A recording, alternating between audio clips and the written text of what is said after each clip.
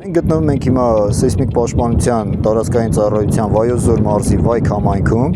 որտեղ գտնվում է Վայք փունջը, որը շահագործվել է 2009 թվականին ֆրանսիացիների եւ հայերի համատեղ ուժերով, 1 հիմնական եւ 6 դաշտային կայաններ, որը գտնվում է Զեդեա գյուղում, քիչ հեռու այստեղից, որը աշխատում է առանց, կարելի ասել, մարդկային գործոնի, արևային կայանով սնվելով, արևային պանելներով, եւ որը տալիս է բոլոր ինֆորմացիաները երկրաշարժի հետ կապված եւ մեր հանրապետության տարածքում եւ հանրապետությունից դուրս։ Ժամանակ առ ժամանակ ֆրանսիացիների հետ մեկտեղ այցելում են այստեղ եւ նայում ենք կայանները, եւ դաշտային կայանները եւ հիմնական կայանը,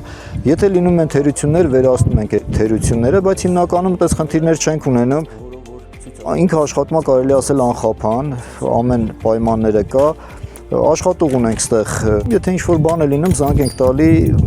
նայելով մոդեմներին, անջատել միացնելով, բերում ենք կարգավորում,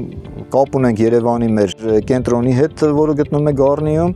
ակումուլյատորներն ենք փոխել, որովհետև ինքը լրացել էր իր ժամկետը 10 տարին անցել էր, մենք ստացել ենք նոր ակումուլյատորներ, որը որ լրիվ փոխվել է, ինքը աշխատում է անխափան, հիմնականում խնդիրներ չենք ունենում։